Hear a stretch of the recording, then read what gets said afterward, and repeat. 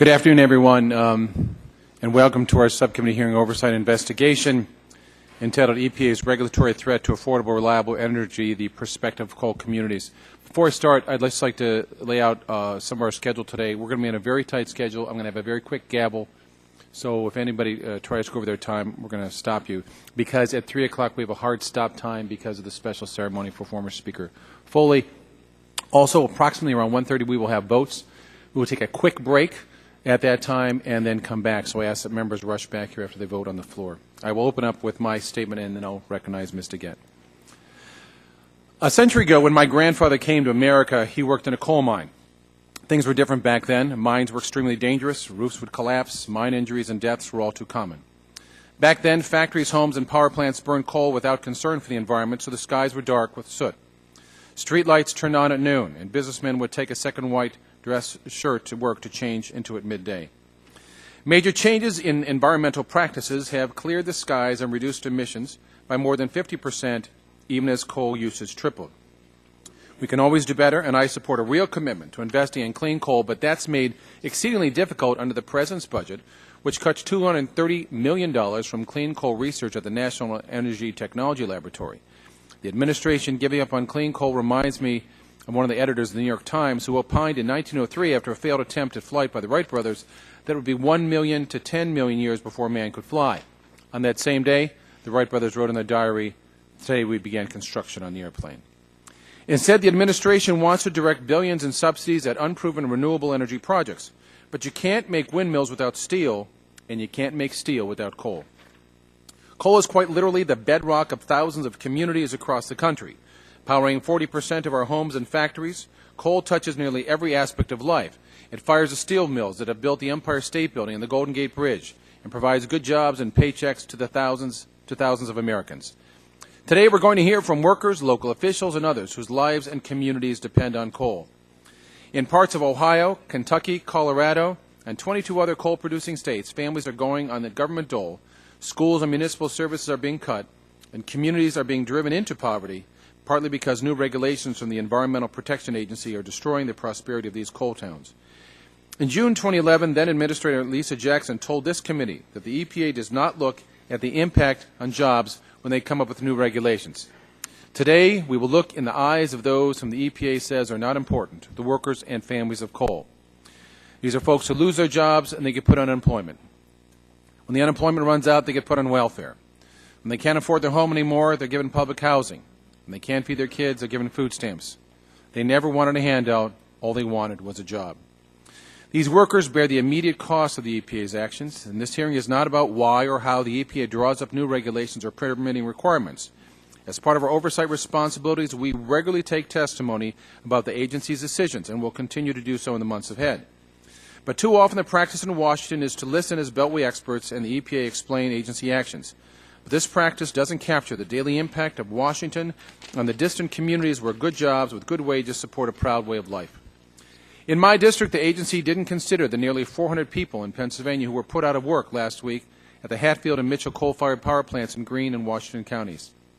This was after the plant's owners spent nearly $500 million making Hatfield one of the cleanest supercritical facilities in the country, only to throw in the towel when the EPA announced new unworkable mandates for 2016.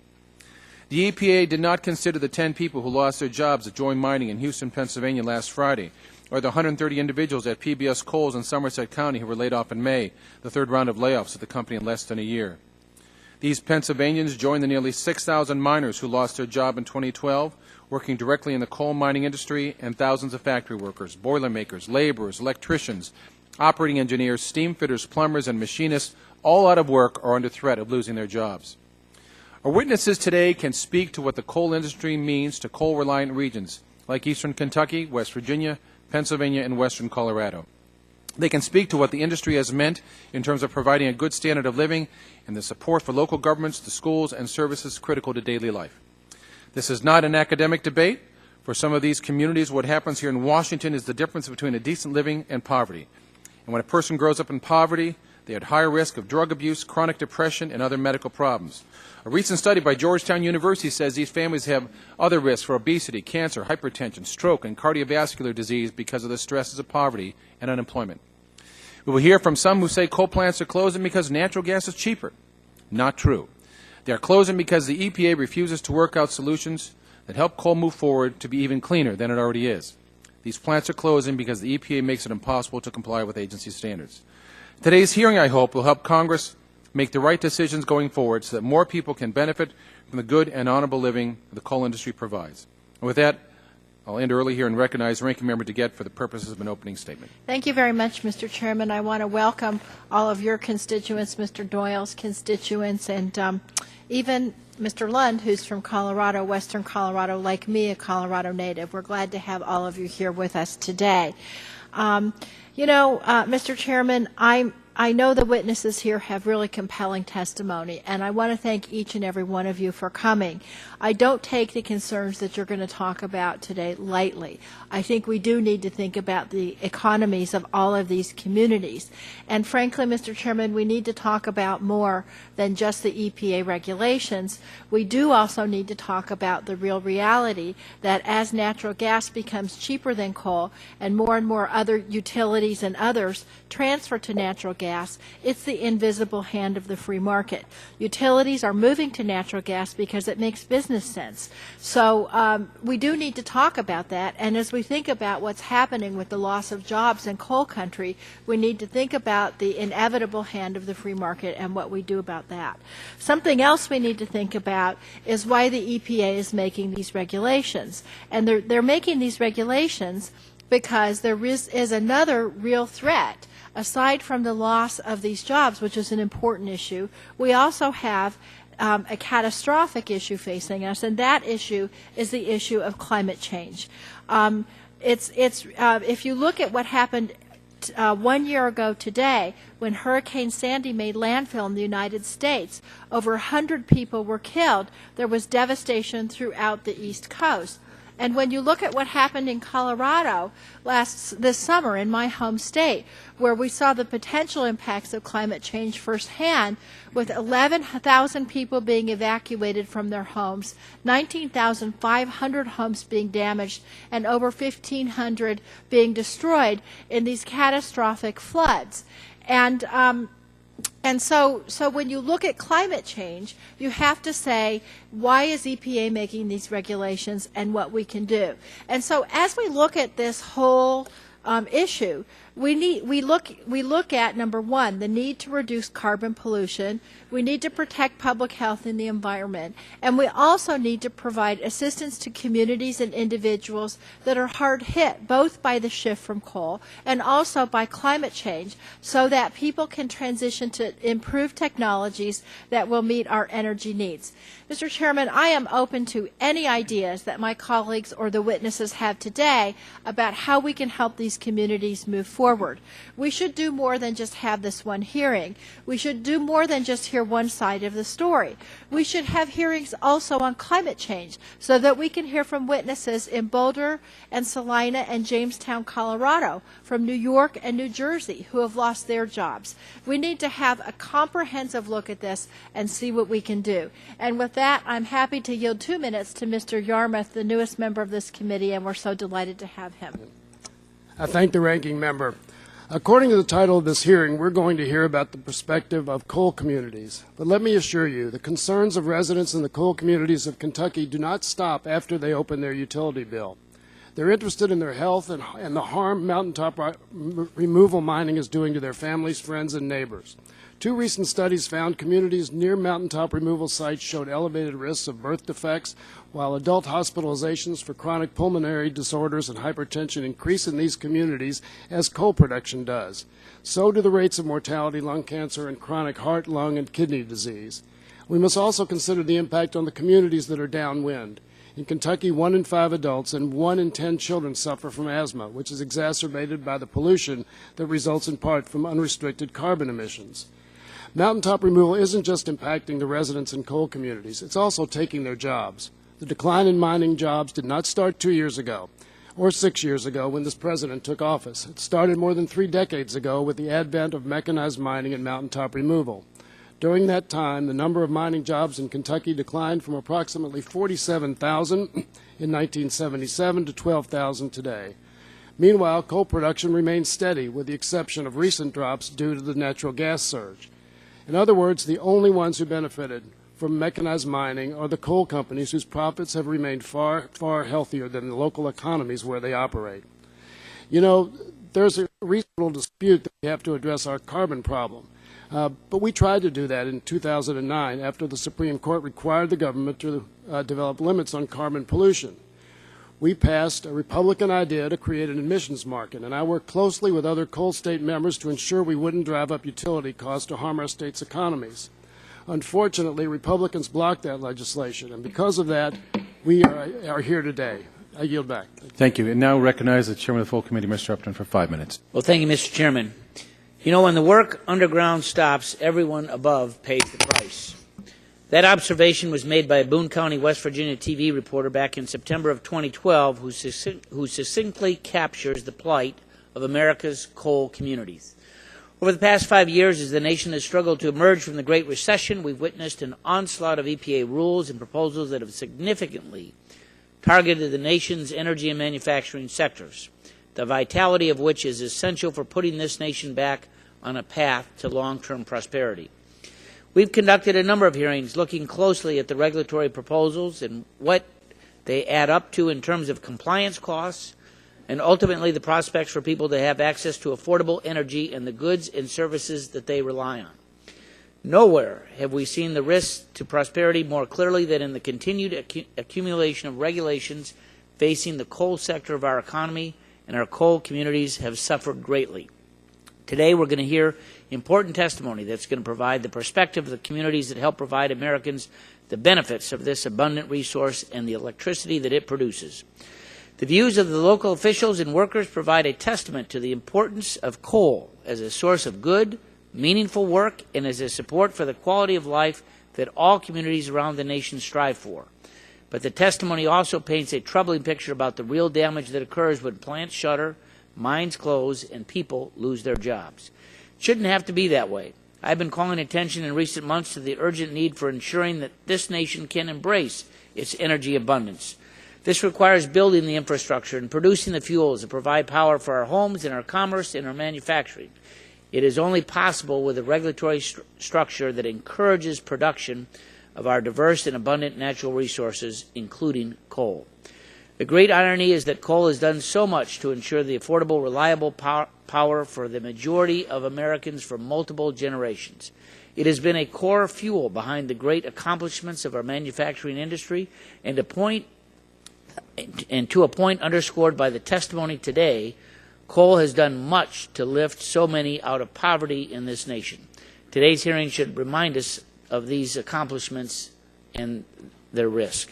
Coal should continue to provide this nation its tremendous benefits. It is critical and important part of the nation's future and vital source of energy and jobs for millions of people and communities around the nation. Our work on this committee, through oversight of EPA and through our legislative initiatives, will make that happen.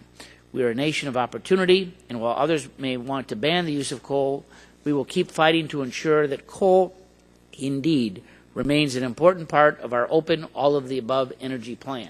Thank you all for being here. I yield the balance of my time to the gentleman from Virginia, Mr. Griffith.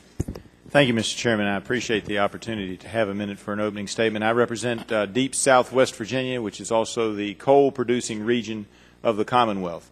And I can tell you that we're going to hear some great stories today, and we're going to find out what's going on from people on the ground. But every time I'm in the area, not here in D.C., I see new mom-and-pop businesses that have closed down because of this war on coal. I see what's happening out there day in and day out. I pick up the newspapers and read reports about different manufacturing facilities, not just the coal mines, but manufacturing facilities in the district that are laying people off or are shutting down. It is devastating what is happening. And it's not just the price of the natural gas, because they fluctuate, and a lot of businesses over the years have said, we know the prices fluctuate, but we're going to stick with coal because long term it makes sense for us. But now with this regulatory environment in Washington, they're saying we can't do that, because we know that even if we comply with today's regulations, the EPA and this administration right around the corner will have another set of regulations that impact us. So we're bankrupting not only the power companies, as the President said he would do, but we're bankrupting the mom and pop businesses. We're bankrupting car dealerships. We're bankrupting restaurants. We're bankrupting mom and pop businesses all over this country for little gain in the environment. And what we need to do is we need to make sure that the science leads us on the regulations instead of the regulations forcing people out of business because they don't have time to wait for the science to catch up with the regulations. I know that for some they're incredulous when you hear things like that, but, you know, chemical looping, all kinds of things are out there. But we can't have those science that people are experimenting with come to fruition in time to meet the EPA's current regulations. And with that, Mr. Chairman, I yield back. Gentleman yields back. With that, now recognize for 5 minutes for opening statement. A gentleman from California, Mr. Waxman. Thank you, Mr. Chairman. It's ironic. Today is the one-year anniversary of Hurricane Sandy. A terrible tragedy. And rather than pay any attention to that landmark, we're talking about EPA's supposed regulatory threat to coal communities. We should be talking about the cost of inaction. Hurricane Sandy battered the Mid-Atlantic and the Northeast, killing hundreds and inflicting billions of dollars in damages. And our taxpayers all across the country helped to pay for that. We've had wildfires raging across the West. Floods decimated communities in Colorado. Every week you can find historic, record-setting climate events that are catastrophic. Now, we have in the audience several people who survived Hurricane Sandy, and I'm glad they're here. Their stories are a vivid reminder of the fact that we should be talking about how extreme weather events like these are becoming more and more common because of climate change caused by our failure to reduce carbon pollution. I've written almost 30 letters to Chairman Upton and the Republican leadership in this committee, and I said, we ought to have a hearing on the science. We ought to bring in the leading scientists to talk about the science that would lead to good regulation. Well, we've had a refusal to even hold one hearing with the scientists. Instead, as the threat for climate change becomes more and more dire, and the scientific consensus of the threat becomes even clearer, we're having another hearing focused on the alleged war on coal. Now, the primary threat to coal is not EPA's mythical war against coal. It's cheap natural gas that's being used as a substitute. It's more affordable, as it is renewable energy, and it's reduced coal's market share for electricity generation. This isn't something the government did. This is something that the market dictated. Now, I know that many of you are here from the coal industry. Let me tell you, I've been in Congress for a long time. When we tried to deal with the acid rain problem, I suggested everybody in the country pay a fee to help pay for the scrubbers to stop the acidity that was going up to the Northeast in Canada. And you know what we were told? Forget it, there's no problem. And when President George H.W. Bush signed the law, we required that the reductions be made in the cheapest possible way. And what they did is they switched to low sulfur coal and destroyed the high sulfur coal industry. In 2009, we proposed giving the coal industry billions to develop coal technology that would remove this problem. And instead we were told there's no such problem. We've had many hearings on this issue. We all represent different parts of the country. We need to hear from everybody, and I want to yield the balance of my time, plus some, to Mr. Doyle. Thank you. I appreciate you yielding. I agree. This is an important topic, and we need to explore it. And as a representative from Pittsburgh, I know firsthand the devastating effects of the decline in the coal industry. But if we want to accurately examine this issue, which I believe we should, then we need to look at the facts, not just point fingers at an easy target. And for starters, I'd like to remind my colleagues of a little bit of congressional history. During this hearing, my colleagues on the other side of the aisle are going to blame the Obama administration's air pollution regulations that have gone into effect over the last 5 years. The only problem with that is that many of these regulations were begun in the 1990s and the 2000s, not under this administration. So what has this administration actually done that impacts the future of coal? Well, since the beginning of this administration, the Department of Energy has invested around $6 billion to develop clean coal technologies, capture, utilization, and storage. In fact, one of the first votes during the Obama administration on his stimulus package included $3.4 billion for carbon capture and sequestration. You know how many Republicans voted for that? 0. Later that same year, this committee worked tirelessly to put together a comprehensive energy strategy, which included multiple provisions to further development of CCS technology to take the burden away from the coal industry and the electric utility industry. That bill received 8 Republican votes, only 1 from this committee. So I just want to remind my colleagues today that while they're throwing the Obama EPA under the bus, this administration has given us multiple opportunities to support the coal industry, and we ought to stop the political drama and start working together to retain this industry in our country. Thank you. Thank you. Gentleman's time has expired. I'd like to introduce the witnesses for today's hearing. Our first witness is Judge L.B. Brock. He's the Judge Executive for Bell County, Kentucky, which is located in the southeastern corner of the state. He's been the Judge Executive for Bell County since 2007. Our second witness is Raymond Ventrone. He's been the Business Manager for Boilermakers Local 154 since 1996. Local 154 encompasses Pennsylvania, Ohio, and West Virginia. Our third witness is Daniel Weiss, who's a Senior Fellow and the Director of Climate Strategy at the Center for American Progress in Washington, D.C., where he leads the Center's Clean Energy and Climate Advocacy Campaign.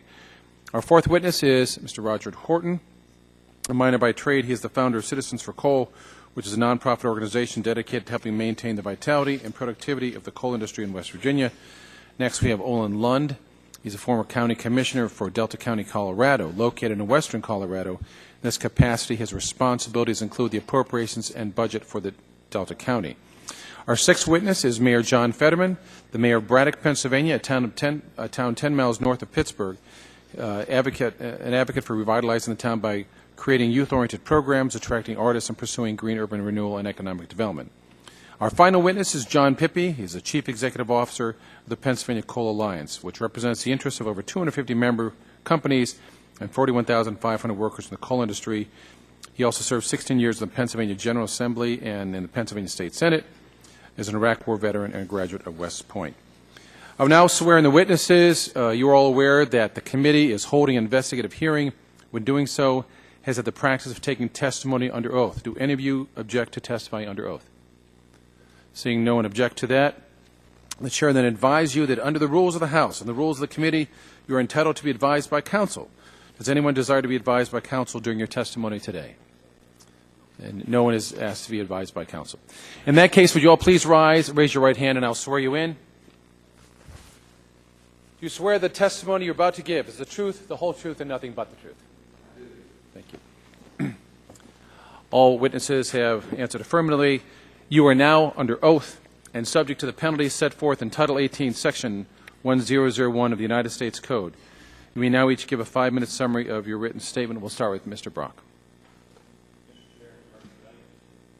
Put your microphone on and pull it very close. Thank you. Thank you.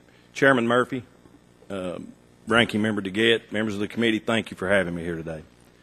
My name is Albie Brock. I'm the Bell County Judge Executive, and I appreciate this opportunity to provide testimony regarding the devastating impact EPA regulations are having on families and our economy in eastern Kentucky I proudly call home. My position has placed me on the front lines and in the trenches of a battle between the rapidly growing needs in my county and as unemployment explodes, coupled with shrinking budgets and revenue decreases. The duties of a county judge are similar to that of a county mayor. I have the fiscal responsibility for operating all things related to county government: the sheriff's office, the jail, animal control, the road department, ambulatory services, to name a few. Today, I'm not here testifying as a bystander, but an expert witness, a colleague, reporting conditions from the field where I live and serve as county judge. For the purpose of perspective, I want each of you to understand that eastern Kentucky's economy is more dependent upon coal than Detroit is upon the auto industry. In eastern Kentucky, we have lost 7,000 coal mining jobs in less than 2 years. Economists estimate that one coal mining job supports 3.5 other jobs in our economy. That means beyond the 7,000 coal mining jobs already lost, an additional 24,500 jobs in our region will be affected. The average family size is 3. That means 94,500 people, nearly 20% of our entire population in eastern Kentucky, has been directly impacted by coal industry job losses. The average wage of the 7,000 lost coal jobs is just over $78,000 per year. When you multiply that wage by the 7,000 jobs lost, then multiply the other 24,500 lost by a conservative figure of 20,000, over $1 billion worth of earned wages will be removed from our region's economy. That deserves repeating. $1 billion a year. Many eastern Kentuckians are leaving their homes and their communities and their families to work in other parts of the country. What does the future of our region hold for those of us that remain? Already we are seeing dramatic increases in childhood homelessness as families lose their homes. In some schools this fall, nearly 50% of the children had at least one unemployed parent as a result of coal layoffs. These are not young people fresh out of high school about to debate their career path. Every day in my job, I'm approached by proud, mature men and women with young families, workers that feel the effects of time and toll on their bodies and have retirement just within their sights. They approach me almost daily. They both have made choices about their careers, worked hard, made sacrifices, and now, regardless of what some of you may think, because of recent decisions made by the EPA, they face hardship and uncertainty.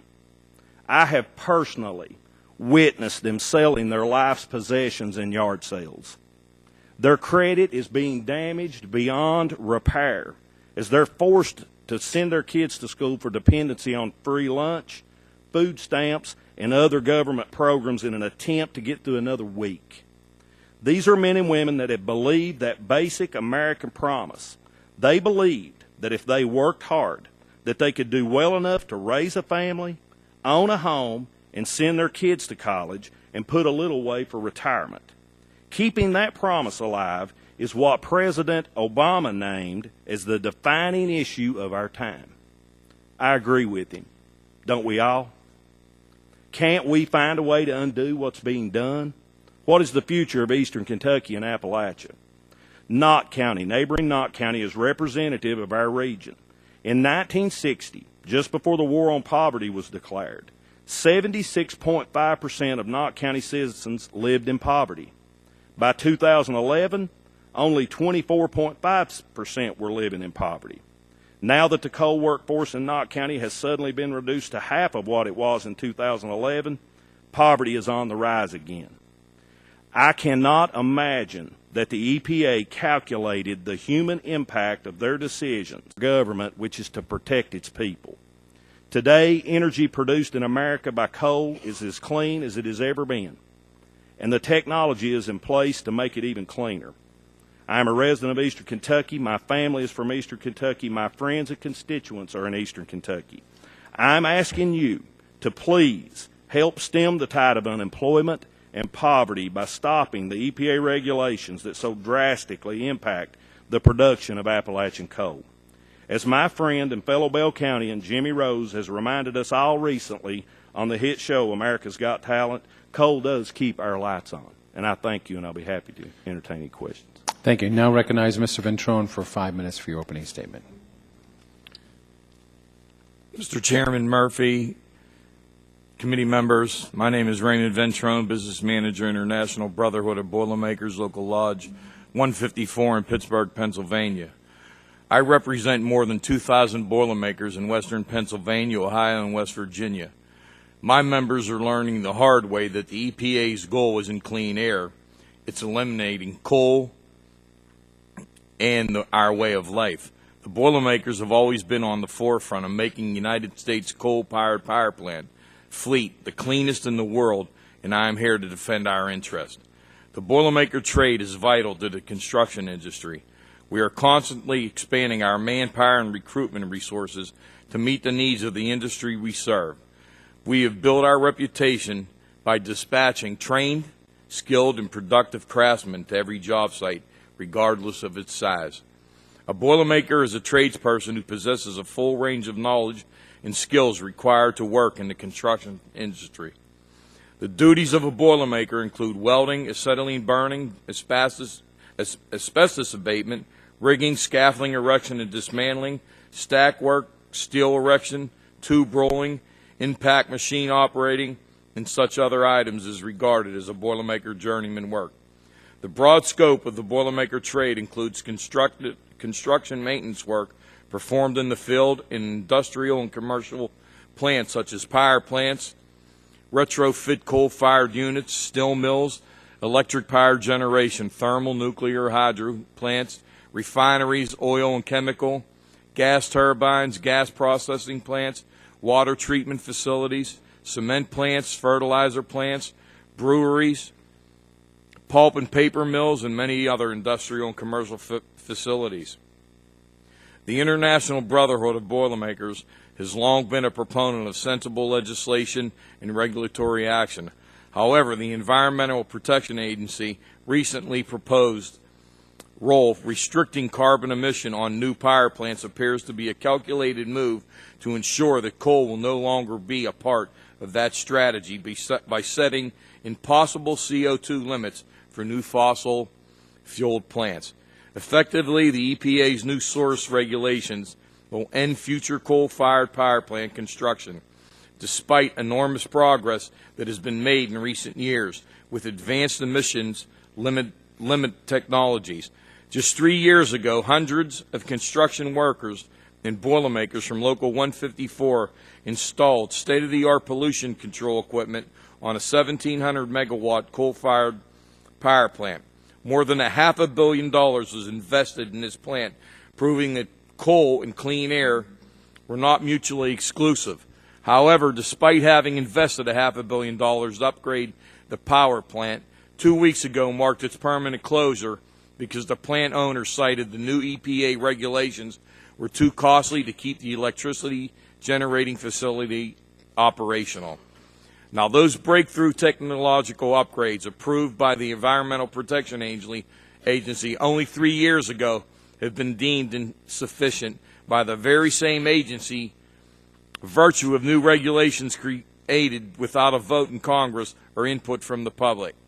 These new regulations forced the shutdown of Hatfield's Ferry Power Plant, Masontown, Pennsylvania, and Mitchell Plant, New Eagle, Pennsylvania, putting hundreds of utility workers and Boilermakers out of work.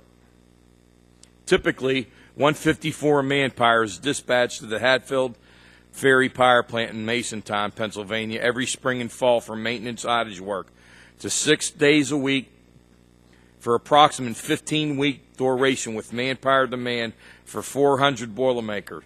Consequently, as a direct result of the shutdown at the Hatfield Ferry Power Station, roughly 360,000 Boilermaker Local 154 man-hours will be lost every spring and fall. Critics of coal malign the thousands of Boilermakers, mine workers, and hard-working men and women who earn an honest living in our region from coal. They insult us, calling us polluters, murderers. Pittsburgh press editorials refer to us as coal barons and have made outrageous claims about our livelihood, attacking our integrity, and ignoring the tremendous environmental gains made by coal. In the last 3 decades, coal usage has tripled, but pollutants like sulfur dioxide have fallen by 56%. As stated in the New York Times by Elizabeth Mueller, Executive Director of the Climate Research Group, China's greenhouse gas emissions are twice those of the United States and are growing at 8% to 10% per year. By 2020, China will emit greenhouse gases at 4 times the rate of the United States, and even if America's emissions were to suddenly disappear, world emissions would be back to the same level within 4 years as a result of China's growth alone. Clearly, the one-sided reduction of the American coal industry would not solve global change, but will shut down existing investment in new research that holds the key to huge reductions in CO2 emissions from the coal-fired plants, while the rest of the world is free to continue to expand the use of this reliable and economic energy source that has fueled our economy for more than a century. The skeptics in this debate are those who ignore that coal was used cleanly. The deniers are those who won't acknowledge the true social cost of the EPA's anti-coal agenda and the hundreds of southwestern Pennsylvania families who are losing their paychecks. We can have clean air, keep coal as a vital part of the economy, but we can't do it if the EPA and their allies are allowed to continue waging a devastating war against our jobs. On behalf of the Boilermaker construction industry, I'm calling upon Congress to come together to call to amend the EPA regulation that has blocked future coal-fired power plants construction and have a devastating direct impact on our jobs and our future and our union. Thank you. Mr. Horton, you're recognized for 5 minutes, and I ask everyone to please try and keep within their time. Go ahead, Mr. Horton.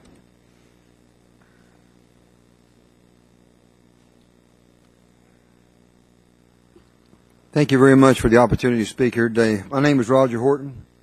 I am now a retired coal miner. I'm a member of the United Mine Workers of America and president of Citizens for Coal, a group I formed 5 years ago to provide a voice for the working men and women of the coal industry and their families. I would like to thank each of you for the opportunity to talk with you today and share with you what is happening in communities across the Appalachian coal fields. Today's hearing is intended to investigate the damage being done to the coal industry by the Obama EPA and their war on coal. Let me say bluntly, there is a war on coal. I have seen it and lived it every day for the past 5 years. Over the past year alone, West Virginia has lost more than 3,500 direct coal mining jobs and approximately 10,000 more indirect jobs. Using the average wage of coal mining and coal support jobs as a standard, that means that our state has lost an estimated $924 million in wages. That's right. Almost $1 billion ripped from the economy in just the past year. When you look across the Appalachian coal fields, more than 10,000 coal miners and another 50,000 support workers and people whose jobs depend on coal mining are now unemployed across the coal fields of West Virginia, Western Virginia, and Kentucky. These people are unemployed today for one primary reason: the anti-coal policies of this administration. While it is true that part of the problem in the short term is the artificially and unsustainable low price of natural gas, this administration and their EPA have made it next to impossible to use coal as a fuel for electric generation or even to mine it in the first place.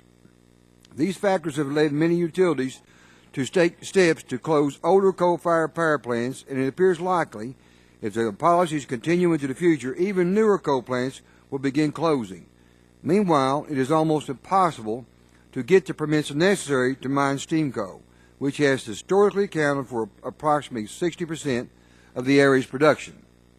The result of all this is a steep decline in production, from 168 million tons in 2008 to just 110 million tons in 2012 in West Virginia. And an even sharper decline in Kentucky. Unemployment has fallen just as steeply, with seemingly weak announcements of another mine closing taking hundreds more jobs with it. Yet the EPA, the White House, and some of their friends in the media claim there is no war on coal. But even Obama's science advisor, Daniel Schrag, has admitted the war is being waged. He recently said politically, the White House is hesitant to say they're having a war on coal. On the other hand, a war on coal is exactly what's needed.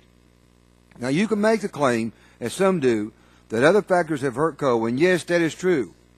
But the bottom line is that the Obama administration has single-handedly made it nearly impossible to get a permit to mine coal, forced the closure of hundreds of coal-fired power plants as well, and now setting the stage for the closure of hundreds more over the next few years.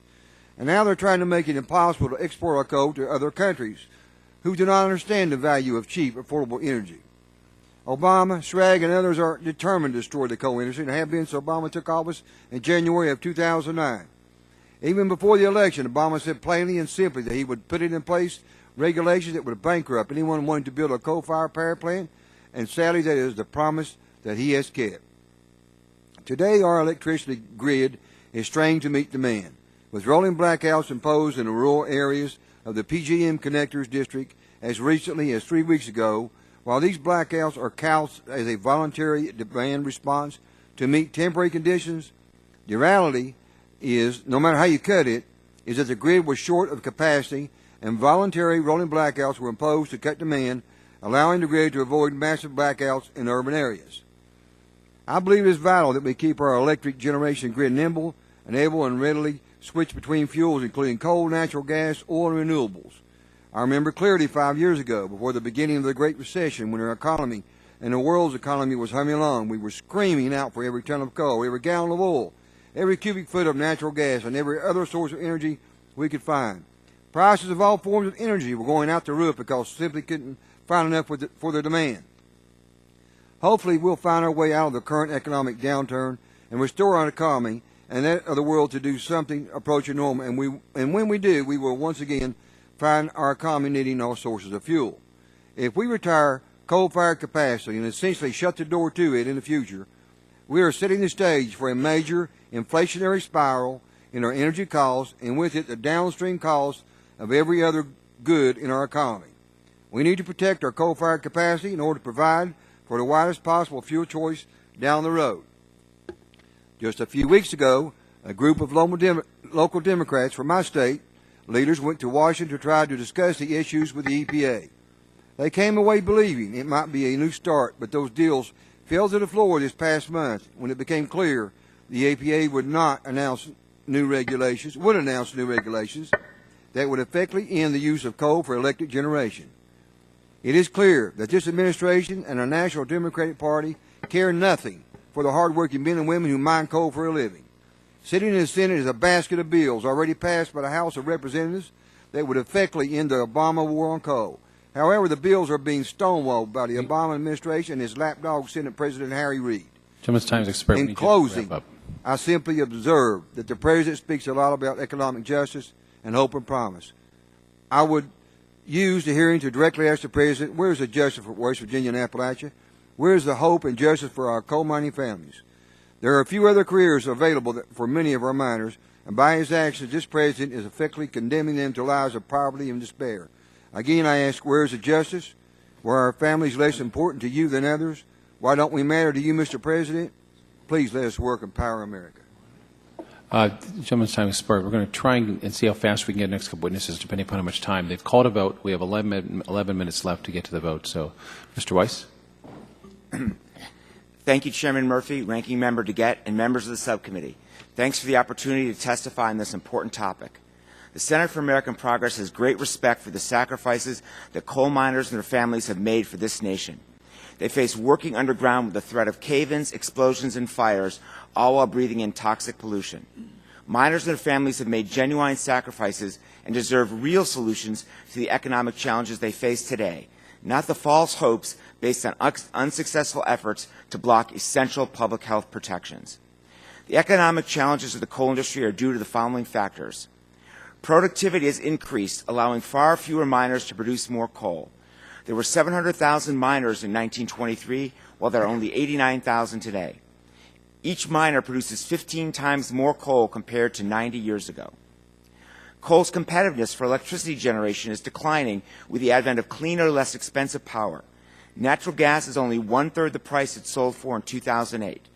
Wind and solar electricity has become more cost competitive without the pollution coal produces. This price competition led to the announced retirement of aging, dirty, and often inefficient coal-fired power plants. The plants scheduled to close in Colorado, Kentucky, Pennsylvania, and West Virginia were built an average of more than 50 years ago. Coal's impact on public health has been widely recognized as hazardous. For instance, an American Lung Association study estimates that soot pollution from coal-fired power plants leads to 13,000 premature deaths annually. Pittsburgh and Harrisburg have the 8th and 19th most soot pollution in the United States.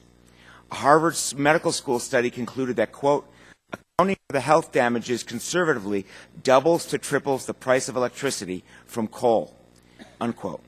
On the first anniversary of Superstorm Sandy, we must acknowledge the growing human and economic costs from climate change related to extreme weather. A Center for American Progress analysis estimates that federal taxpayers spent $136 billion on climate-related federal disaster recovery efforts over the past 3 years. Coal-fired power plants are the largest source of domestic climate pollution. Coal-fired electricity is only cheap if one ignores the health and economic costs. There's a positive economic return on pollution rules and fewer job losses than predicted from them. The EPA estimates that for every dollar spent reducing mercury and toxic pollution from coal-fired power plants, it will yield $3 to $9 in health benefits, a return on investment that would make Donald Trump proud. EPA found that its predictions of significant mining losses under the acid rain program of the Clean Air Act of 1990 did not occur. In 2001, EPA predicted there would only be 50,000 miners by 2010. In fact, there were 89,000 that year. Advances in technology, market prices, and health factors have increased the risk and price of using coal. These trends are expected to continue, requiring Congress to continue to help families and communities transition to sustainable jobs. We would respectfully suggest this subcommittee consider 2 specific actions to increase opportunity for affected people and communities. First, reduce investment uncertainty created by regulatory confusion. By allowing EPA to proceed with common sense rules to protect public health and the climate, companies will have the certainty they need to make pollution control investments, strategically plan for new business opportunities in cleaner energy technologies, and develop new employment opportunities. The draft bill by Representative Whitfield and Senator Manchin announced yesterday would prolong uncertainty, stalling investments while health and economic damages continue to mount. Second, develop a comprehensive community assistance strategy in order to help identify pathways for a prosperous future for affected families and communities. One important change would allow early vesting in retirement and pension plans for coal workers near retirement age. For younger workers, education and job training assistance should be offered as it was under the Clean Air Act of 1990. For those interested in developing carbon capture and storage technology to burn coal without carbon, the Government Accounting Office says the #1 way to make that technology a reality is to have a limit on carbon pollution. We would welcome the opportunity to work with you to develop these and other ideas, and we hope that you'll soon have a hearing on the cost of inaction on climate change, on public health, and on taxpayers. Thank you. I think at this point we're going to take a quick break so members can get over and vote and come right back. So we'll be as quick as possible. Don't go anywhere, please. We'll be back probably within about 10 minutes. We'll be right back. Thank you.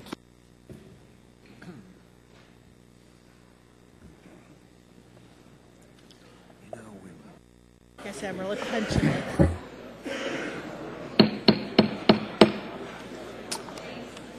Committee room be in order, please. We will commence our hearing here and now turn to Mr. Lund, recognized for 5 minutes. Go ahead. Thank you. Chairman Murphy, committee members, thank you for the opportunity to speak to you today. I went through my notes here and marked a lot of things off to try and be short and quick, but you've already gone and done your thing now, so I can wander on, right? My name is Olin Lund. I'm a former Delta County Commissioner, so I understand well the impacts that coal mining have on our local economy. For explanation, Delta County is a mid-sized county in western Colorado with the primary industries of agriculture and coal. I guess it's important to note at this point that neither I nor any member of my family has ever been directly employed by a coal mine. The nearest thing is that when I was in high school, I did some work for an environmental research firm, did some surface environmental air quality evaluation stuff for a new mine that was being set up. Looking at I'm here basically to speak on behalf of my neighbors and friends. I also note that nobody's paying my way.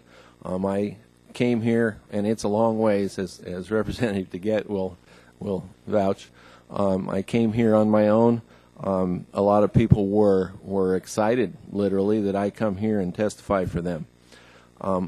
What I want to talk about or try and convey is that there's more than just impact on jobs, there's more than impact on families, but really there are impacts on the communities. That's what I want to talk about. Coal mines, there are 3 coal mines. Basically, 2 of them are in a neighboring county, but because of the topography, nearly all of the workers live in Delta County. All of the coal is shipped out by railroad, comes through Delta County. So really Delta County is the location where the most impact from the coal mines occurs. The one coal mine that is in Delta County is the #1 property tax payer in the county. The interesting thing to note is after that, the next largest is the railroad company, Union Pacific Railroad Company, which has a spur that serves the coal mines. Although it's not exclusively dedicated to the mines, the vast majority of the freight that the railroad hauls is the coal produced by the mines. The next largest customer is taxpayer is the Rural Electric Co-op, the Delta Montrose Electric Association. So it permeates extensively. It permeates the income of the county. Somewhere between 900 and 1,000 people, which is almost 10% of the workforce of Delta County, is employed by those 3 mines. Coal production is like any other business that employs people. Those dollars, there's questions, I guess, different numbers that are thrown out, but we figured those dollars turn over 7 times within the community, giving the community its wealth. If you close the mine, or the mines in this case, you not only lose the primary jobs of production, you also lose the jobs that support those primary jobs.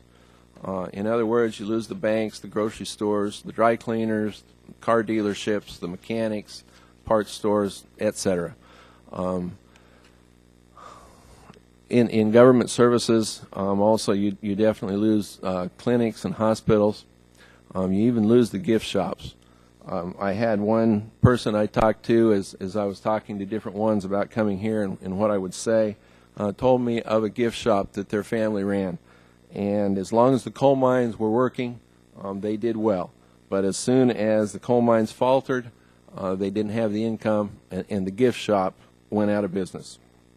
That's the case with a lot of small businesses. I just pick out gift shop because typically you would think of that as more of a tourism type business. I've talked to, as I mentioned earlier, I've talked to a lot of people in the past few days and asked them what I should share with you. Almost invariably I've been told that if the mines shut down, it would be devastating to the local society and that our society would dry up. I don't think that is the most effective way to tell you just what the situation is. I see that I'm getting low on time here, so I won't go further. I've got written testimony to really explain how these things affect the community as a whole, not just those production jobs that are lost. In summary, I would like to certainly thank the committee for the opportunity to speak here and look forward to answering any questions that I can. Thank you, Mr. Lund. Mr. Fetterman and Mayor Fetterman, you're up, and I apologize for saying you were north of the city of Pittsburgh. You're southeast on the beautiful Mon River, across from Kennywood. Thank you. You're now recognized for 5 minutes. I was just saying that when I introduced you before, I mistakenly said north. I know that you're not north of the city of Pittsburgh. That's okay. Thank you. Mr. Chairman Murphy and everyone, thank you for the opportunity to share my thoughts today. My name is John Fetterman, and I'm the mayor of Braddock, Pennsylvania. Braddock is a small town on the Monongahela River where both the steel industry and Andrew Carnegie got their start with the founding of the Edgar Thomson Steel Plant in 1875. Braddock is hardcore blue-collar and the quintessential mill town, so much so that Hollywood recently filmed a $40 million movie about life in a mill town starring Christian Bale, Woody Harrelson, and Forrest Whitaker that is being released in December. During the second half of last century, my community sustained a 90% population loss and is perhaps the poorest community in the Commonwealth. There is no one testifying today or any day before this body that can outflank Braddock in terms of economic hardships, the importance of good jobs, and the lessons of the free market. Many people speaking today will present you with what I respectfully believe is a false choice, that we as a society must choose between a healthy environment or a healthy industry. As the parent of 2 children under the age of 5 and a wife that's expecting a third, my wife and I are grateful for the last steel mill in the entire region is in our community. Grateful for the job it provides, grateful for the tax revenue it provides, grateful for the sense of pride it instills. However, as parents, we are also grateful for the appropriate environmental controls, safeguards, and protections that the EPA and other government regulations provide. You see, my family and I live directly across the street from the Edgar Thomson Steel Mill, which runs 24/7, 365 days a year. Living embodiment of a healthy coexistence of regulation and industry. Yet another example is the great fact that the U.S. Steel has invested over $500 million. Is your microphone not working? It is on, but it keeps going in and out. Try. Mr. Pippy, if you could put your microphone towards him too, that might help. Thank you. Coke, of course, is a product of coal. However, it seems that the primary reason, and thankfully we do not have to choose between jobs and our health, and I don't believe anyone here today has to do the same.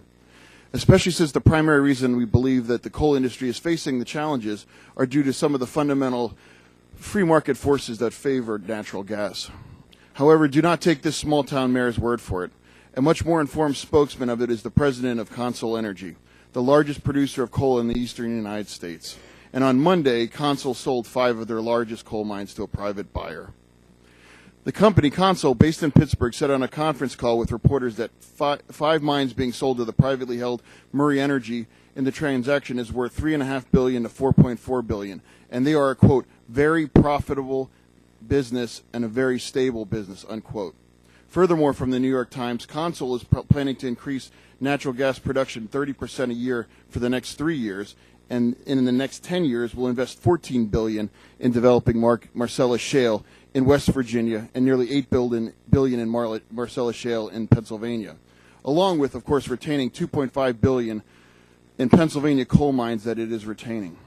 Thus, according to Consul, the largest producer of coal in eastern U.S., not only are they drastically ramping up their investment in natural gas to the tune of $22 billion, their current book of business is, quote, a very profitable, very stable, readily found a buyer, and are retaining billions in coal holdings in my home state of Pennsylvania.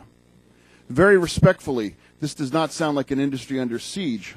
Instead, it sounds like an industry responding to the free market, something traditionally considered a virtue, particularly for our friends across the aisle. Increasing our domestic energy production and moving towards energy independence is something that we as Americans can all be proud of. Government should not be in the business of picking industry winners and losers. That is the job of the free market. The government should be in the business of protecting its citizens with sensible environmental legislation, including regulating carbon. Thank you. Thank you. Mr. Pippy, recognized for 5 minutes.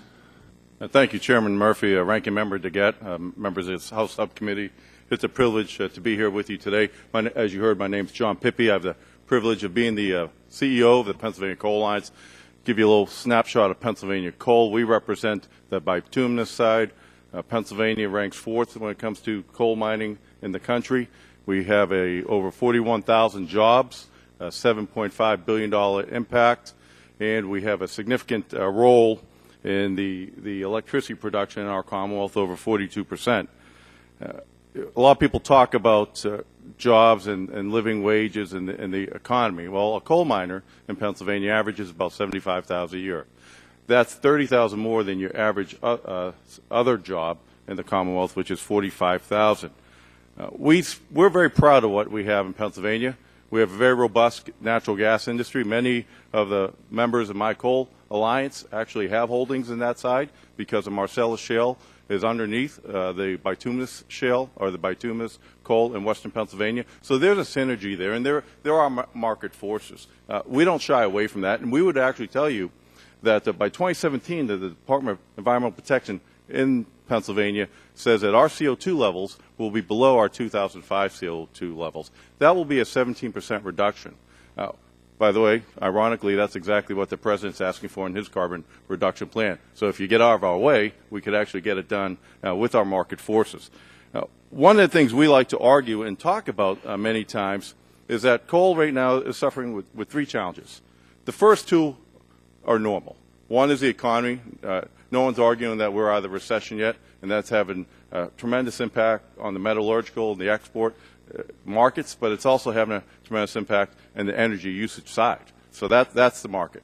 Natural gas right now is at the lowest, one of the lowest it's ever been. No one's arguing again, although I would point to, you got to start updating your numbers. 2010 natural gas was about $2.50-something MCF. Last year was about $3.50 MCF. Once it hits $4, you start dispatching coal. 2013, coal has seen an increase of 8% in the United States over natural gas. But that's in market fluctuation. No one argues that. We expect it. We anticipate. We can deal with it. The third part is what we're here to talk about today, which is the regulatory burden that the EPA in particular is putting on us. But most egregiously right now is the new standards that would limit CO2 emissions to a level that is not reachable with current technology. Now, back in '92, when I was at West Point, I was the first class to graduate as an environmental engineer. I mean, it was an up-and-coming field. I believe in technology, and it can help make the world a better place. It can help us deal with the legacies we have had in the past. However, we have to recognize what is occurring. My friends will say that natural gas is going to continue to be cheaper. That's just not true. Use your own numbers from the EIA. Right now, they're anticipating this year will be about $4 MCF. By 2020, it will be over $5. Coal will still be under $4. By 2030, it will be $8. By 2040, it will be $12 an MCF. At 2040, coal is predicted to be at $5. So you either want to have twice the cost of energy, or we can have a balanced portfolio, which I would argue is in the best interest. Now, I was going to originally talk about Greene County in particular, but because of the limited time, I'll just address some of the challenges that we are facing in some of the comments that have been said. Greene County is our largest coal-producing county. They make about 85,000. You can read the testimony. Some have argued, we have people in the room today that we deserve to get involved with the climate change. I would argue 100%. As an environmental engineer, we need to have that debate. But when you have that debate, you got to tell the people the truth. You got to tell them that U.S. coal emissions are less than 3% of man-made emissions, which are less than 3% of total greenhouse gases. That if we completely eliminate CO2 from our coal producing, we would have a minimal impact on the global greenhouse gas emissions. And these are all numbers that aren't coming from the coal lines. They're coming from your own government. So I would argue that if you care about global climate issues, we would be looking at a global solution. I'm okay with the hand of the free market being engaged. That's normal. That's innovation. That's technology. That's what America was made of. What I'm concerned about is the sledgehammer of government slamming us with a regulation that's not achievable with current technology. Please look at your own numbers at Nettle. You will see that even they are predicting that we won't be able to get there until 2025 at the earliest. If we get there in 2025, give us a regulation 25, not right now. I appreciate the opportunity to testify, and thank you so much for your time. Thank you. I appreciate all the witnesses speaking here today. I'm going to yield myself 5 minutes, and we'll go back and forth with some questions for everyone. Judge Brock, thank you for your testimony. Now, you're responsible for making sure the county and all its services have the money to operate. Am I correct on that? Yes, sir, that's correct. So could you tell us how have the coal layoffs you cite affected your budget? Well, a large majority of our budget comes back through coal severance tax charged on, the per ton rendered. And what we've seen over the course of the last 18 months is up to 25% decrease in those revenues. Ultimately, it's going to have a negative impact on public safety, because with the large number of folks that are unemployed, the tax revenue, just general tax revenue, is down. When that coal severance, which is affected by production, is down, it's going to affect how we fund our jails, our ambulance services, our animal control. It will lead to even more layoff with inside public government. So it's really,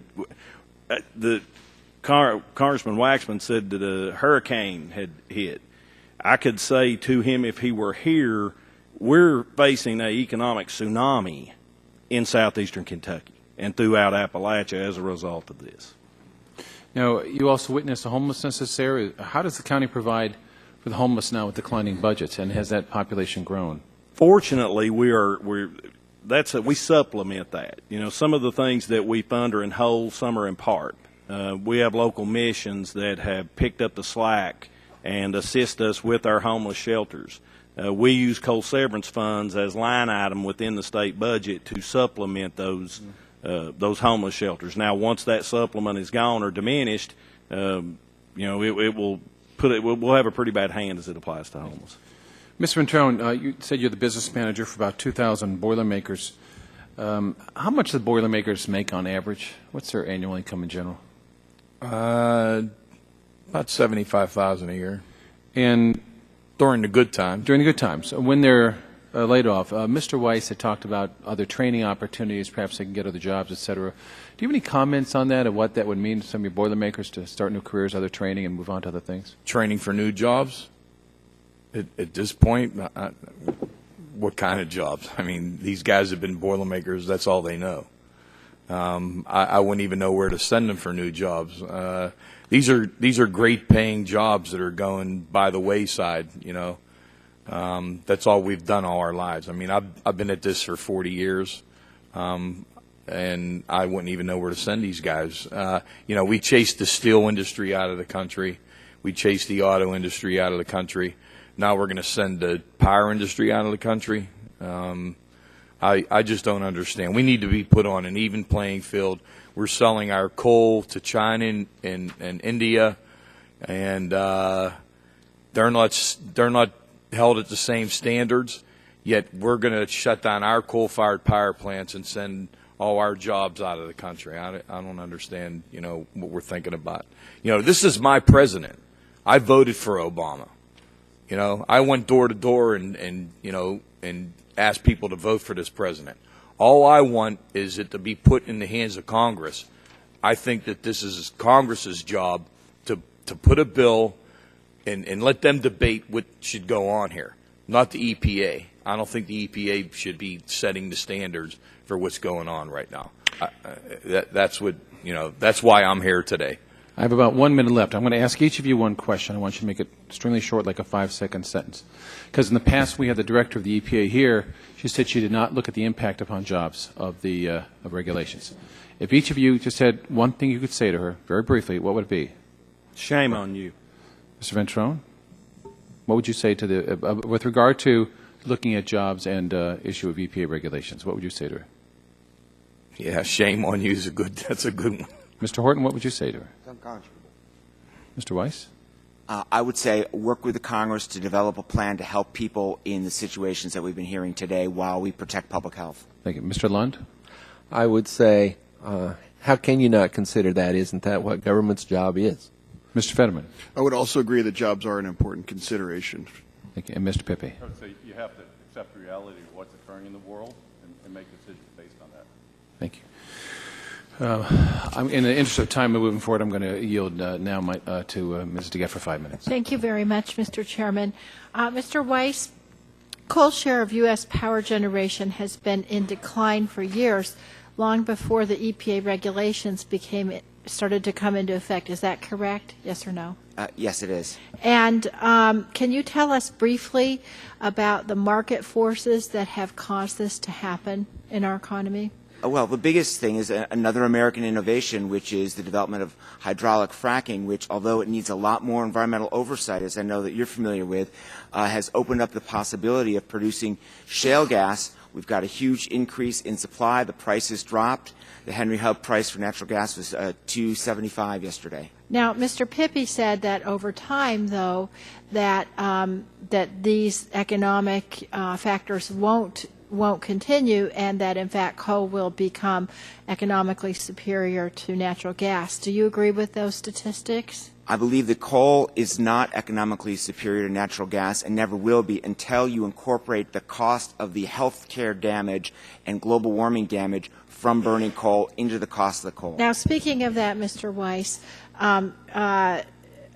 natural gas also has advantages in terms of environmental impact. Can you explain very briefly what those advantages are? Yes, burning natural gas produces almost no mercury, almost no sulfur, less nitrogen oxide, almost no soot particles, which Mr. Pippy's town has the 18th worst amount of soot particles in the country, and that can trigger asthma attacks and harm people who have heart conditions. Well, but you know, somebody, I forget who, I think it was Mr. Pippy, I don't mean to pick on you, Mr. Pippy, is testified that the amount of pollution from coal is actually very small in this country. Do you agree with that? No. Burning coal for electricity is the source of 1/3 of all the climate change pollution in the United States. I think the point that he was making is that it's such a small share of the worldwide emissions that why bother regulating it? But in fact, any single source is a small share. In fact, the United States has already led on fuel economy standards. Now we need to lead on clean electricity. Then we can get other countries to follow and hopefully make the technologies they are going to use so it can go around the world. To go around the world, that's right. Okay, thank you. I yield the balance of my time to Mr. Doyle. Thank you. I appreciate that. I don't sit on this particular subcommittee, but I wanted to wave on to the committee today because this is an important issue, and we have 3 distinguished Pittsburghers on this panel. I've known Ray Ventrone a long time. He's a great labor leader in Pittsburgh. He fights for his workers. And Ray, believe me, we share your concerns. Our mayor, John Fetterman from Braddock, my dad worked at Edgar Thompson for 32 years, and I grew up near that town. And John Pippy, also another good friend. Energy never used to be a partisan issue in this Congress. I've been here 19 years. It's not a Democrat or Republican issue. We need energy to power this country. And Ray, you said something that I agree 100% with. This should be Congress's responsibility to do this. And what's frustrating to a lot of members of my party is that we tried to do this comprehensively 2 years ago, and we just couldn't get any support. We couldn't get bipartisan support to pass a bill that would help give coal a future.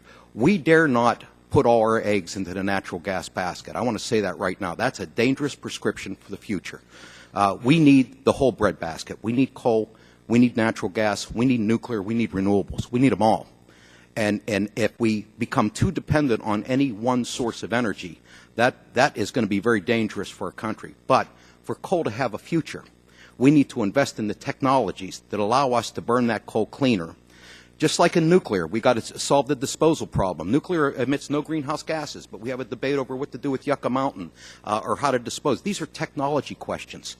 And what this Congress should be doing is a mission to the moon project on research on how to deal with this issue. Maybe the answer is at the front end of the coal before it goes into the furnace. We don't know because we've not made this important enough to put our best and brightest people on it. In the cap and trade bill, which we weren't able to get passed in Congress, I sat on this committee and supported, we were going to have $10 billion allocated to do clean coal demonstration projects and technology, to give coal a future in this country so that we could coexist environmentally and keep the jobs in the country. That's what I want to see this Congress start to do. But now we're in a sequester. And what that means is that the discretionary part of our budget that funds research is being greatly curtailed. So while we're in the sequester, the idea that we could generate the money or get the votes to spend the money to do this is very questionable. So I think what we need to do as a Congress is Democrats and Republicans need to work together and find the technology solutions that allow us to have this breadbasket of choices, coal, nuclear, natural gas, renewables, and that's in the best interest of this country, and that's what people like myself in both parties ought to be about. Thank you, Mr. Chairman, for your courtesy. Thank you. I now turn to the gentleman from Georgia, Mr. Gingrich, for 5 minutes. Mr. Chairman, thank you. I just want to make note, Mr. Weiss just a second ago mentioned the large amount of pollutants released into the air by burning coal. Well, none of the pollutants that he mentioned, to my knowledge, are what we would call greenhouse gases. And indeed, the coal industry, in response to EPA rules and regulations under the Clean Air Act, I think has done a great job of reducing these classical pollutants that all sulfur dioxide, particulate matter, all of these things. But what the EPA has done basically is they keep moving the goalpost. And all of a sudden, because of the Supreme Court allowing them to do that, greenhouse gases, which could result in global warming, are pollutants. I'm putting out a lot of CO2 right now, and I hope I'm not making any of you sick. But that's what we're talking about here, and it's making it absolutely impossible for this industry. I want to thank Chairman Murphy for holding the hearing, educating members of the subcommittee on the impact that the Obama administrations continue, and make no mistake about it, war on coal is what it is having on local communities, and we've heard that from several of our witnesses. I want to thank each of the witnesses here today for providing your unique perspective on how these looming regulations will harm your communities. Mr. Chairman, like many of the panelists, my home state of Georgia has been negatively impacted by these EPA regulations. Earlier this year, Georgia Power, the main subsidiary of the Southern Company, they serve 2.4 million customers in Georgia out of 10 million in almost every county of our state. They announced that they were closing 15 coal and 2 oil-fired plants as a result of these recent EPA regulations. This alone has significantly impacted almost 500 jobs. Since EPA has announced these heightened regulations, 303 coal-fired units in 33 states will be closing. In addition to the potential increase in energy costs for these local communities, and it may take a few years, yes, when the price of natural gas goes back up, I would like to focus on the further economic impact that these plant closures will have on these communities. So therefore, I'm going to direct my question to Mr. Brock and Mr. Lund, and I would like to go into further depth of how these EPA regulations have impacted your local economies. Given your roles, how have these regulations and plant closures impacted the local tax base with regard to sales and property taxes? Well, naturally, when you don't have any competition for the purchase of a home, that's going to have declining value on property valuations, and we're seeing that. Furthermore, we're seeing that those laid-off individuals, whether they be miners or someone that is involved in the support industry, are having a hard time paying their property taxes, which, directly impacts the bottom line in the fact that they just can't do it. They have to make choices between, do we buy medicine and groceries or do we pay our property tax? And, I think if any of us were faced with those decisions, that would be a no-brainer. We're not going to pay our property tax. Mr. Lund? I would echo the same sorts of things. I would point out that certainly the direct income from the mines is a very important thing to the economy, but there's still that multiplier of 7 there of the rest of the community and how the rest of the community survives when the coal mines are gone. How do those individuals pay their property taxes? That is also a very big concern in the county. In follow-up to both of you, we can all agree that these regulations have impacted the private sector. At the same time, through the loss of jobs in your local areas, what has been the subsequent impact on essential public services as a result of the reduced tax base? Mr. Lund, you start, and then Mr. Oh, the essential services, depending on what you call essential, I suppose, have had to decrease. I am no longer a commissioner. I was term limited. I was not allowed to run again. But during my tenure as county commissioner, basically our responsibility was finances for the county. There were a lot of things that we had to cut through that time, and really we left things pretty thin, cut pretty thin, pretty sparse when I left office last fall. And now that there are beginning to be closures of the mines, basically it's devastating, as I said in my earlier summary. I'm not going to go back to Mr. Brock because in the last second that I've got left, I want to make a comment. The federal government has this bad tendency of torching a village to kill a gnat. And I think that's the real problem here. And I yield back, Mr. Thank you, Chairman. Chairman. Spread now, Mr. Yarmouth, recognized for 5 minutes. Thank you, Mr. Chairman. First of all, let me thank all the witnesses and particularly Judge Brock. It's good to see a fellow Kentuckian here. And I want to stress that I don't think there's anyone on either side of the aisle that doesn't have a great deal of sympathy for those miners and Boilermakers and others who have lost their jobs for whatever reason. And I've spent a lot of time over the years, first as a journalist, looking at the situation in Appalachia, particularly in Kentucky, and have enormous affection for that region and the people in it. But when we're talking about EPA, we're talking about a variety of issues here, and its effect on actually the burning of coal, and in your particular case, Judge Brock, it's the mining of coal. And certainly there's a connection, but it's a different kind of dynamic that's at work here, because you're mining coal. People mine coal when there's a demand for coal and when the price is right, when they can sell it at a profit and keep people working. And so if you look at the employment figures under the Obama administration in coal mining, actually the coal mining from 2009 until 2013, for the latest figures we have, is significantly higher than it was during the Bush administration. And in fact, the period from 2011 to 2012, that 2-year period, according to Mining Safety and Health Administration, was the largest, was the highest employment in coal mining of the last 15 years. So if he's actually engaged in a war on coal as it affects coal miners, he's not doing a very good job of it, because coal mining employment is actually improved.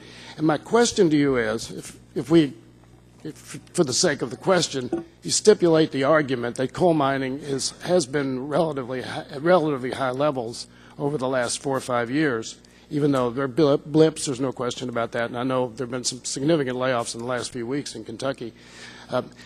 Would you not accept the argument that there is a regional aspect to this and a geological aspect to it as well, that the nature of the mining operation has something to do with the economics of it, and that while in eastern Kentucky jobs recently, there have been a lot of jobs lost, in western Kentucky there have been no jobs lost, in Wyoming there have been no jobs lost, employment's held relatively high levels there. So wouldn't that indicate that the EPA's actions are not necessarily the primary factor, even much of a significant factor in coal mining jobs? Well, no, first I certainly don't agree with that assessment. What I believe what you're trying to say is that it's okay to pick winners and losers, that we're going to have regulations that cause a coal-fired power plant to be shut down that by necessity needed low sulfur, low ash coal that's mined in Appalachia. Those that are still operating, they're scrubbing their coal. So that's why you see the Western Kentucky Illinois Basin. Well, that's actually one of the points I made. We see that, but if that's allowed to continue, if you can continue that stream, where are we going to be? But my point we're all going to move to Western Kentucky. Appalachia will dry up. Yeah, my point is, as Mr. Doyle also said, back in 2009, we knew that the EPA or Congress had to do something about carbon emissions and coal-fired plants. We knew that then, and yet coal mining employment still increased from 2009, 2010, 2011, 2012. So I think we need to look for other reasons for than EPA regulations for the current situation with coal mining employment. Mr. Fetterman, Mayor Fetterman, I just want to ask you one question. Your situation is not unlike Judge Brock's. Correct. What innovative steps do you think might be that you've used that, in terms of revitalizing the economy, that might be applicable to Judge Brock in Bell County?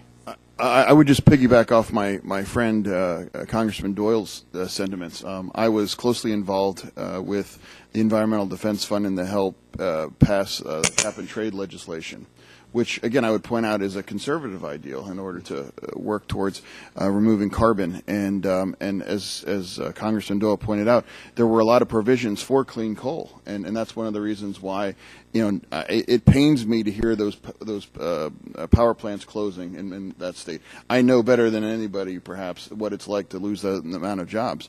But we need a comprehensive solution, and we need a bipartisan solution. And again, I thought Congressman Doyle hit the nail, on the head there. It's time for both sides to work closer together. Okay. Thank you. I yield back, Mr. Chairman. Mr. Harper for 5 minutes. No, we're really pressed for time here. Thank you, Mr. Chairman. I want to thank each of you for being here, and I think it's important to realize where we were when the President was sworn in January of 2009. The gas prices, the average for a gallon of gas was $1.84. I can't remember it being under $2 a gallon, but history tells us that it was. And so this is not just about coal. This is a fundamental war on energy by this administration. Coal's just one of the components of that. You see what we've tried to do with the Keystone XL pipeline and the inability to get something as basic as that done, even when the Secretary of State's department has determined the environmental impact studies are okay, that there's no reason not to do that. You see what we've tried to do on nuclear energy with basically removing Yucca Mountain as a place for the storage of spent nuclear fuel, and you see particularly what's happening to many of you in the room as we look at the impact on coal. And coal is an important part of our overall energy portfolio. It's important for what we do, for our citizenry. You have to have affordable, cheap fuel sources in this country. We're one of the few countries that won't use all of their own natural resources. This is something that we can do. We can do it in an environmentally safe manner. We need to try to do that, improve where you can improve, but the regulatory burden that is upon the coal industry is really second to none, and it's impacting many of you here and those who you represent and work with. So, coal means jobs, and jobs means you can support your family, and you remove that and you see the impact across the country, and it's something that we need to do. And the regulatory burden that the Environmental Protection Agency has put on us has been very difficult. And so, Mr. Ventrone, in your testimony, you mentioned that just 3 years ago, hundreds of construction workers and Boilermakers from Local 154 installed state-of-the-art pollution control equipment on a 1,700 megawatt coal-fired plant. And this reflected a significant investment, I believe, more than $500 million in the plant. Is that correct? Yes, sir. And these upgrades were up to EPA standards 3 years ago. Is that right? Right. But what's happened to the plant? It's shut down. And that's despite the upgrades. Right. And why do you believe that's the case? Because now they're under the the new standards. They're not going to put the money. That. Yeah. Exactly. They're not going to put that money into the plant. The goalposts get moved. They can't recoup it. Yeah, the goalposts get moved constantly. You Right. think, okay, we're going to make a good faith effort to meet the regulatory requirements. Yeah. You do it, and guess what? It's a new game and additional cost. And you say, is there ever an end? And we go back to the philosophies that we see from this administration and from this president when he was on the campaign trail, that he would make it so expensive on the regulatory end that he would basically shut down the industry. And we're seeing it. I think he meant it when he said it. And now you're left dealing with this issue of how do you make sure that you are a good citizen and you're in compliance, you spend a fortune, you're less profitable, less economical, and then guess what? You're no longer in compliance, even though you thought you were going to be. Could the gentleman yield for 1 second? So these are difficult. I will yield. When we have like 2.5 minutes left. How about if I yield back? If you, because I'd like to see if Mr. I will yield. Mr. Gardner and I will yield Mr. Griffith to Mr. each Gardner put the time. for the remainder of my time. Thank you, Mr. Chairman, and thank you, Mr. Harper, as well. I just appreciate the witnesses for being here. It's great to see Mr. Lund from Colorado here. Thank you. And Mr. Pippy, we work together in the state legislature. Great to see you as well. Mr. Lund, just real quick, and then I'll yield to Mr. Griffith.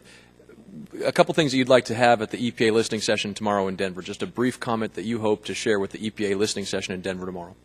Well, I hadn't thought through that, so I guess basically I would like to say that I have had a manager, in particular, I'll say this as an example. One manager spoke to me just the other day and said, really, we're not looking for favors. We're just looking to be able to compete, just to have as Congressman Olson said, the goalposts not be moved on us. That's what we're looking for. All these issues of compliance and such are really different for what we are producing in our area, because we're producing a super compliant coal, very clean coal. Basically, it's been almost used as a niche market for blending with other coals, so to bring the quality up, to be able to meet the emissions requirements that they have to have. Now, the market for that's going away. Where they're going now to try and sell their coal is overseas. That's what they're shipping their coal out. That has now become the big issue of ports and how they do that. Thank you, Mr. Lund. Thank you. Mr. Griffith, you've got 30 seconds, then we're hitting the gavel. Thank you, Mr. Chairman. I appreciate it. Judge Brock, Mr. Horton, some of the comments that you made are the same things that my district, which joins your area, Judge Brock, is very close to yours, Mr. Horton. Our economy is being hammered the same way that yours is. We're doing everything we can here. Appreciate you all being here and making comments on that. Mr. Lund, we opened up a coal-fired power plant. It's the cleanest in the world when it opened up about a year and a month ago. In my district, and we cannot meet the new regulations if it's applied, and I know they aren't, but if they were being applied to existing facilities, that new plant that did everything right wouldn't meet the regs. I yield back. Thank you. I wish we had more time for other folks here. There was a special ceremony now for former Speaker of the House, Tom Foley, who sadly died a few days ago. And out of respect to my colleagues, we will end this hearing here. However, Ms. Elmers, Mr. Johnson, if those are the questions you want to submit, and we'll have the witnesses answer those, we will do that. In conclusion, I want to thank all the witnesses today and members that participated in today's hearing. I remind all members they have 10 business days to submit questions to the records, and I ask the witnesses if you'd all please agree to respond to them promptly. And with that, this committee is adjourned. Thank you, Mr. Chairman.